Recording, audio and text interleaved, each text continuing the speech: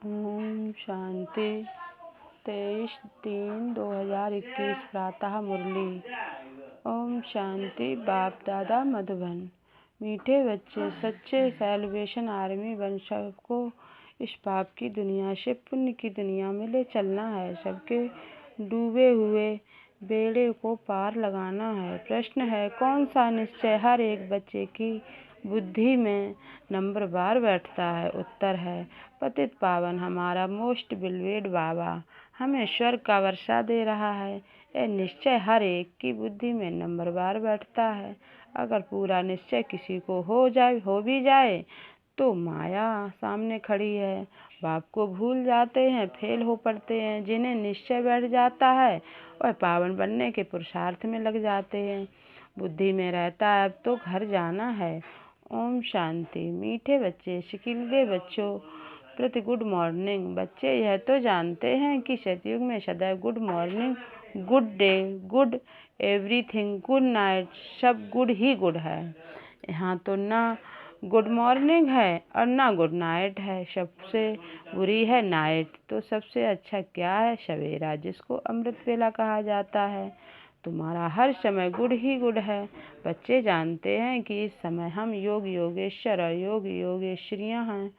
ईश्वर जो तुम्हारा बाप है वह आकर योग सिखलाते हैं। अच्छा, तुम बच्चों का एक ईश्वर के साथ योग है। तुम बच्चों को योगेश्वर के बाद ज्ञानेश्वर बाप का पता पड़ा है। योग लगा फिर बाप तुमको सारे चक्र की नॉलेज समझाते हैं, जिससे तुम भी ज्ञानेश्वर बनते हो। ईश्वर बाप बच्चों को आकर ज्ञान और योग सिखलाते हैं। कौन सा ईश्वर? निराकार बाप। अब बुद्धि से काम लो। गुरु लोगों की तो बहुत मत है। कोई कहेंगे कृष्ण से योग लगाओ, फिर उनका चित्र भी देंगे। कोई साईं बाबा, कोई महर्षि बाबा, कोई मुसलमान का, कोई पारसी का। सबको बाबा बाबा कहते हैं। कहेंगे सब भगवान ही भगवान है। अब तुम जानते हो मनुष्य भगवान हो नहीं सकता। इन लक्ष्मी नारायण को भी भगवान भगवती नहीं कह सकते। भगवान तो एक निराकार है। वह तुम सब आत्माओं का बाप है। उनको कहा जाता है शिव बाबा। तुम ही जन्म जन्मांतर सत्संग करते आए हो। कोई न कोई सन्यासी, साधु, पंडित आज जरूर होंगे। लोग जानते हैं कि यह हमारा गुरु है, हमको कथा सुना रहे हैं। सतयुग में कथाएं आदि होती नहीं है। बाप बैठ समझाते हैं। सिर्फ भगवान व ईश्वर कहने से रचना नहीं आती है, और बाप है तो बाबा कहने से संबंध स्नेहपूर्ण हो जाता है। तुम जानते हो हम बाबा मम्मा के बच्चे बने हैं, जिससे हमको स्वर्ग के सुख मिलते हैं। ऐसा कोई भी सत्संग नहीं होगा जो समझते हो कि हम इस सत्संग से मनुष्य से देवता व नरकवासी से स्वर्गवासी बनते हैं। अभी तुम्हारा सत्य बाप के साथ संग है और सबका असत्य के साथ संग कहा जाता है। गाया भी जाता है, सत्संग तारे जिस्मानी संग बोरे। बाप कहते हैं आत्म अभिमानी देही अभिमानी बनो। मैं तुम बच्चों आत्माओं को सिखाता हूँ। यह रूहानी नॉलेज रूहों प्रति सुप्रीम रूह आकर देते हैं। बाकी सब भक्ति मार्ग और कोई ज्ञान मार्ग नहीं है। बाप कहते हैं मैं सब वेदों शास्त्रों को सृष्टि के आदि मध्य अंत को जानने वाला हूँ। अथॉरिटी मैं हूँ। वह है भक्ति मार्ग की अथॉरिटी। बहुत शास्त्र आदि पढ़ते हैं तो उनको कहते हैं शास्त्रों की अथॉरिटी। तुमको बाप सच आकर सुनाते हैं। अभी तुम जानते हो सच्चा संग तारे, झूठ का संग डुबोए। अब बाप तुम बच्चों द्वारा भारत को सेलिब्रेट कर रहे हैं। तुम हो रूहानी सेलिब्रेशन आर्मी, सेलिब्रेट करते हैं। बाप कहते हैं कि भारत जो स्वर्ग था वह अब नर्क बना हुआ है, डूबा हुआ है। बाकी कोई ऐसा सागर से के नीचे नहीं है। तुम बच्चे, तुम सतो प्रधान से तमो प्रधान बने हो। सतयुग त्रेता है, सतो प्रधान यह बड़ा स्टीमर है। तुम स्टीमर में बैठे हो। यह बाप की नगरी है, क्योंकि सब बाप आत्माएं हैं, पाप आत्माएं हैं। वास्तव में गुरु एक है, उनको कोई जानते नहीं। हमेशा कहते हैं ओ गॉड फादर। ऐसे नहीं कहते गॉड फादर, कम प्रेसिप्टर नहीं, सिर्फ फादर कहते हैं। वह पतित पावन है तो गुरु भी हो गया। सर्व का पतित पावन सदगति दाता एक है। इस पतित दुनिया में कोई भी मनुष्य सदगति दाता व पतित पावन हो नहीं सकता। बाप कहते हैं कितनी एडल्टेशन करप्शन है। अब मुझे कन्याओं माताओं के द्वारा सबका उद्धार करना है।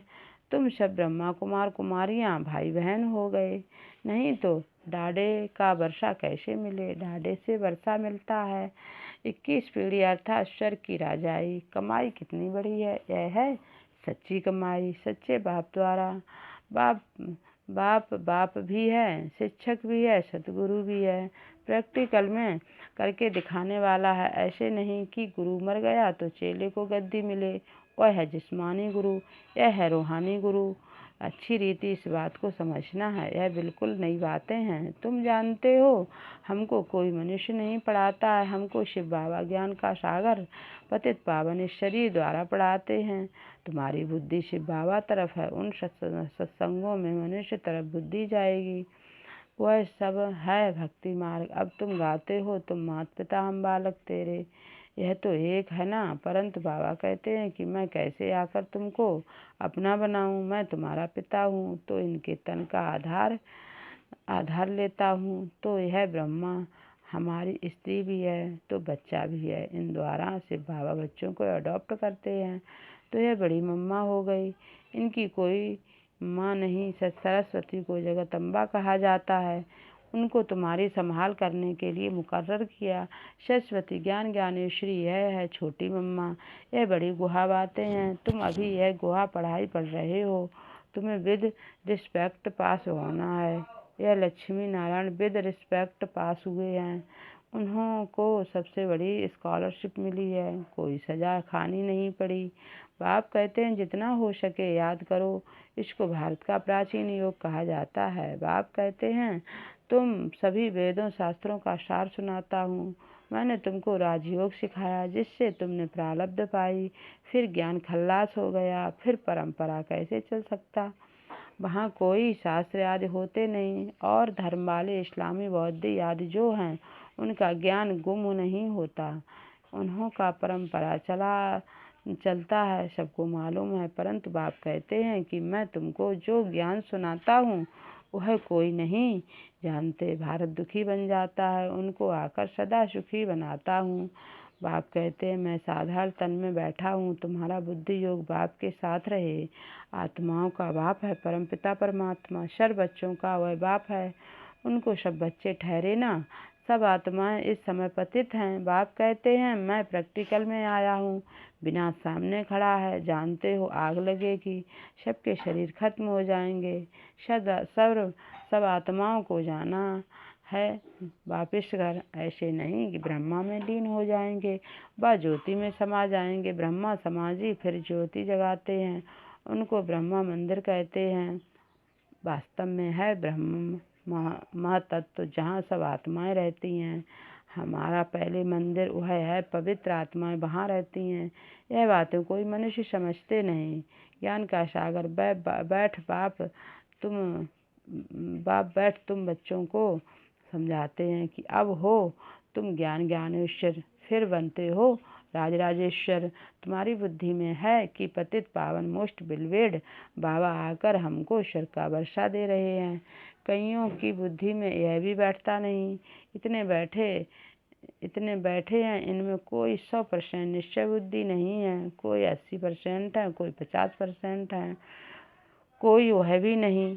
वह तो बिल्कुल फेलुअर हुआ। नंबरवार जरूर हैं, बहुत हैं जिनको निश्चय नहीं। कोशिश करते हैं कि निश्चय हो जाए। अच्छा निश्चय हो भी जाए परंतु माया कड़ी है, बाबा को भूल जाते हैं। यह ब्रह्मा खुद कहते हैं कि मैं पूरा भगत था। 63 जन्म भक्ति की है। तुमने भी 63 जन्म भक्ति की है। 21 जन्म सुख पाया फिर भगत बने हो।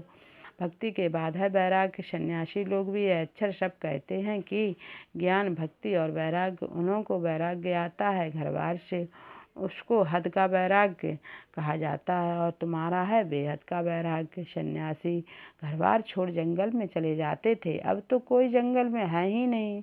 सब कुटियाएं खाली पड़ी हैं क्योंकि पहले सत्व प्रधान थे, अब वह तमो प्रधान हो गए हैं। अब उन्होंने कोई ताकत नहीं है। लक्ष्मी नारायण की राजधानी में जो ताकत थी वह पुनर्जन्म लेते लेते अब देखो वे कहाँ आकर पहुँचे हैं। कुछ भी ताकत नहीं। यहाँ की गवर्नमेंट भी कहती है हम धर्म को नहीं मानते, धर्म में ही बहुत नुकसान है। लड़ते झगड़ते कॉन्फ्रेंस करते रहते कि सभी धर्म वाले एक मत हो जाएं, लेकिन पूछो एक कैसे हो सकेंगे। अभी तो सब वापस जाने वाले हैं। बाबा आया है, यह दुनिया अब कब्रिस्तान बननी है, बाकी यह तो वैरायटी झाड़ है। सो एक कैसे होगा, कुछ भी समझते नहीं। भारत में एक धर्म था, उनको कहा जाता है दैत्य मत वाले देवताएं। दैत्य माना दैत्य।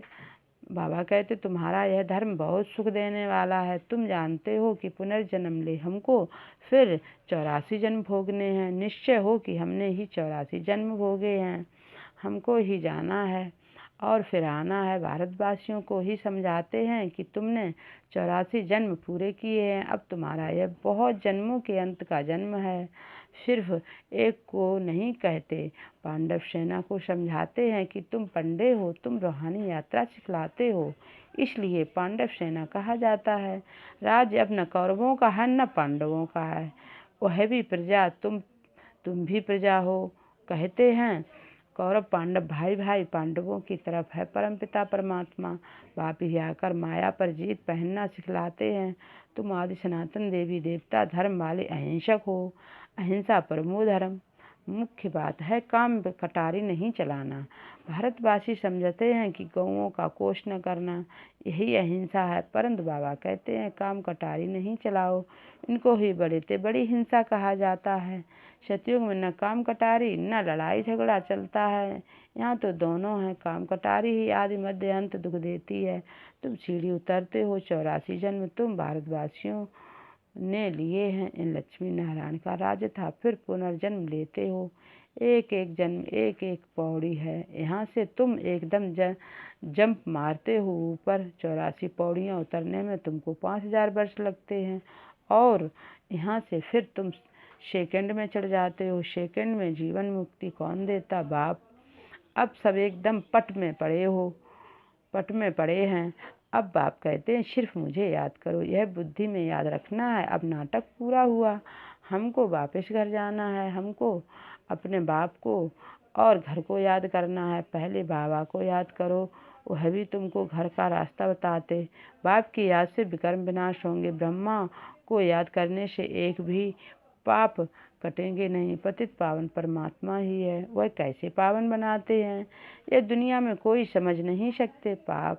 बाप को आकर ईश्वर की स्थापना जरूर करनी है। बाप आया है तो तुम बच्चे जयंती मनाते हो, कब आया यह नहीं कह सकते कि इस घड़ी इस तिथि तारीख आया।